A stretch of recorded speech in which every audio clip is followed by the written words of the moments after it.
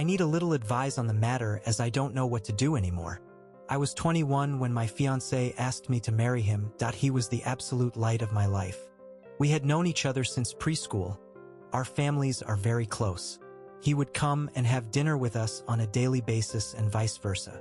He doesn't have any siblings, but I have 2 older sisters, which is very important as he was also very close with them. We grew up together. When we started dating, I don't think our parents stopped celebrating for weeks.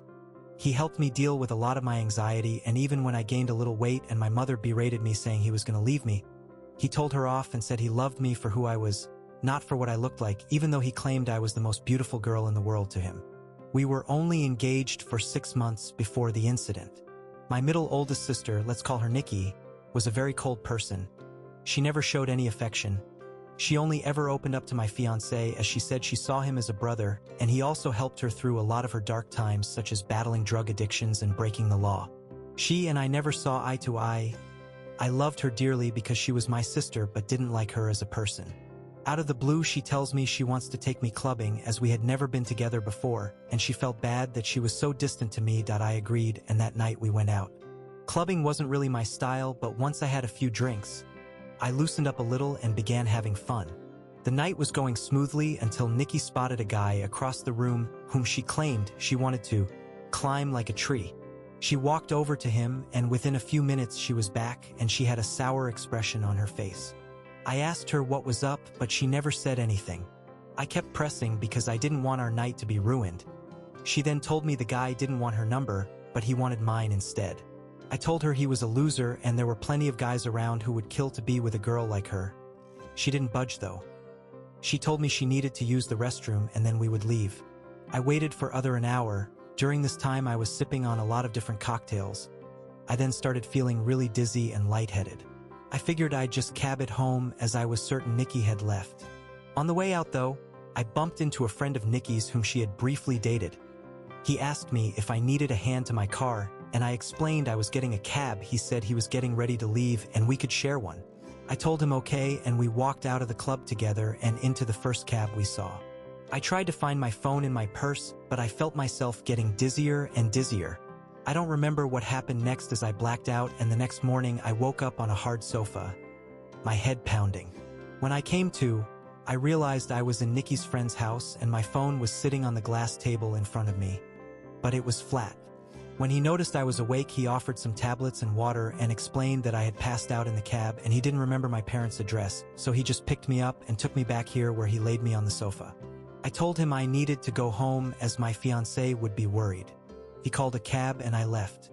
When I arrived at my parents' house, my mother, father, Nikki, my fiancé, and his parents were all standing in the living room. I thought they were worried about me, but the instant I opened my mouth, my fiancé asked how could I do this to him? I tried to explain that my phone went flat, but he then went on screaming about how could I cheat on him.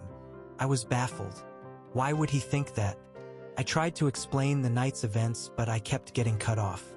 Nikki then chimed in and said I was a lying ass and how could I be so heartless to a man who has been there for me through thick and thin. She went on to say I kept flirting with random guys all night, and then when she went to the bathroom, she saw me leave with her friend.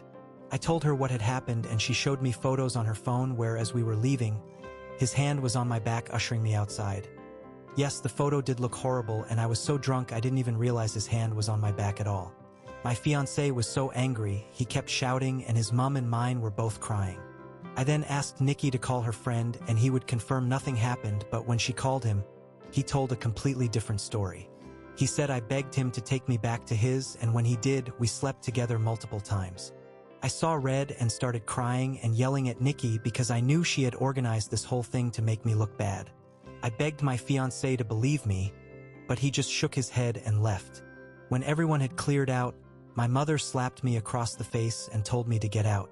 I left and went to a friend's house where I stayed for a few nights. During those nights, I called my fiancé crying and pleading with him to believe me that nothing happened, but it all fell on deaf ears as he never returned any of my calls or texts. My mom texted me and told me she was kicking me out and that she couldn't believe I would do such a thing, and a lot of hurtful other slurs I don't think I could repeat here. She didn't even give me time to get my things as she threw everything out. I was now homeless. None of my family would take me in, as they chose my fiancé and mother's side. I was homeless and single in less than a day and a half. My entire world had been taken away because of Nikki's lies. Now for weeks I tried everything to get my fiancé back and my family. The limit for me though was when Christmas time had come and I went over to my mother's house to try and reconcile. I was sleeping from couch to couch during this time. When I got to my parents' house, I knocked on the door but no one answered. My friend then called me and told me she just saw on Facebook that my family were in another state celebrating Christmas and they had posted pictures online. Everyone was there, my sisters, parents, grandparents, and even my fiancé and his family. When I myself saw the photos, I couldn't stop crying as they all looked so happy. I cried for days and days before deciding to block them all. I even returned my engagement ring. My friend knew someone a couple hours away who was looking for some help in his restaurant, and he even had living arrangements above where he worked so I could get rent at a cheap price and work at the same time. I wanted to start over with my life as it hurt me that Noon took my side and they all left me to fend for myself. I was able to move pretty quickly and was doing well. The apartment was tiny and I had to work 10+ hours almost every day. But I was able to save a lot of money. I'm not living in the apartment anymore.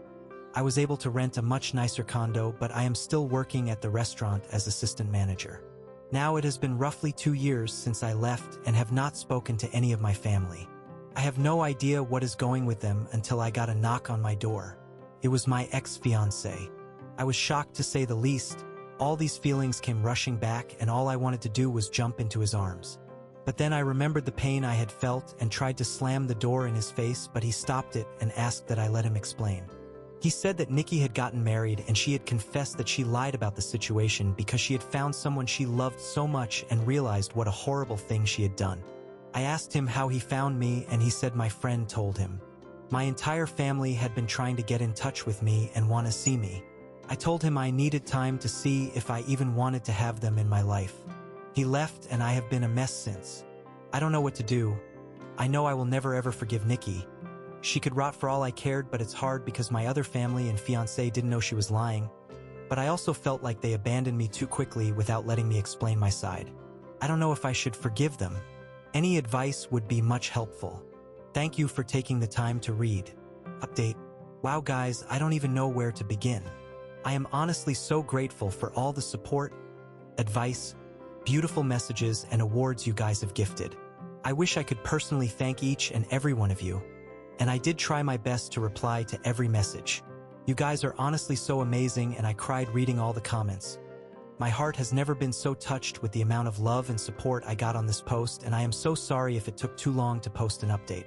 I was honestly in so much shock I didn't know how to cope with it. So I never got back to my ex. I didn't know what to do. But eventually he must have given my phone number to my parents as they texted asking to meet up. I never replied and was planning on organizing a Zoom meeting but didn't need to as they also showed up at my door. Well, my father did. When I answered the door and saw him standing there, I ended up throwing up, which he insisted on cleaning. When he was done, we sat down and I just bursted in tears. My emotions were all over the place and my father has worn the same cologne for a really long time, so when I smelt it, it just brought back all these memories. He tried to hug me, but I pushed him away and asked what he was doing here. He went on to explain he and my mother are getting a divorce. He said he begged my mother to get in touch with me the minute I left, but she refused and said I was acting like a baby, and if I wanted to leave them after doing something so horrible, then I could do things on my own from then on. I asked him how long did it take them to notice I was gone. He said they arrived back home after New Year's Eve and were planning on inviting me over so we could talk. That's when they got in touch with my friend and she told them I left and she didn't know where I was. I asked him why didn't he listen to my side of the story and why did they throw me away so easily. He just started crying. He said he never meant for things to get so out of hand and he wishes more than anything he could take it all back. I said when they found out Nikki was taking drugs and had dropped out of HS, they didn't throw her away. Instead, we all went on a holiday so she could focus on things besides drugs, and during that trip, she got hooked on alcohol and each time they defended her over and over. He said he had no idea my mother was going to kick me out. He thought it was going to be for a few days, but then they decided last minute to spend Christmas out of state. My mother apparently promised him I would be allowed back home after they got back. I said she threw away all my stuff, but he said everything was still there and she lied about that. I asked him what has happened to Nikki and he said she is dead to him. He wants nothing to do with her, but my mother has been crying to him, asking to forgive Nikki as she is not well and they had already lost one daughter, they cannot lose two. He blocked my mother and Nikki and has been on my ex's case about finding me. My ex caved in when my dad said he blocked my mother and Nikki and told him where I lived. I asked that he never show up again unless I give him permission and he agreed. He asked what would happen now and I said I really don't know and that he hurt me really bad. I then just went into detail about how much he hurt me and what it felt like seeing them so happy without me and how hard it has been. We were both crying by the end of it, but I was really glad I got it all out. It felt like a huge weight had been lifted off my shoulders. My dad then said he knew a few places around the area and would help get me a better apartment, and he said he would help get a better job, but I told him I wouldn't be leaving this job as my boss helped me out so much and I wanted to repay him at all costs. I said I didn't want him to do anything for me, but I said I do want to reconcile, but it has to be on my own terms and it is going to take a very, very long time to trust him again, and I may never trust him again. He said he would do anything to make up for what he did. I asked him why Nikki did this and if she said anything about it. Well, she said she thought my ex deserved better than me and she wanted to see him happy because he was making too many sacrifices in the relationship.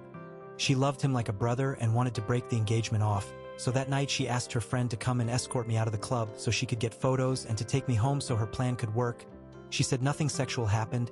I went to sleep on the sofa and that was it. He was up playing video games all night until I woke up, which he has proof of apparently. My dad was planning on getting my stuff from my mother's house and bringing it to me, but I told him I didn't want those things anymore. I then went to ask about Nikki's husband and he said my mother has been hush-hush with the entire situation, but he had his number and wrote it down for me. After my dad left, I decided to call Nikki's husband. I was sweating the entire time and felt so sick. What if I could hear her in the background? Well, anyhow, when he picked up, I just spit everything out, which I deeply regret because I should have eased into it for him. He sounded really confused and I explained the entire situation again. I even went into detail about her drug and alcohol problems. I was honestly expecting him to curse me out and defend Nikki. Instead, he let out a long sigh and, well, turns out, he had a feeling she wasn't exactly innocent.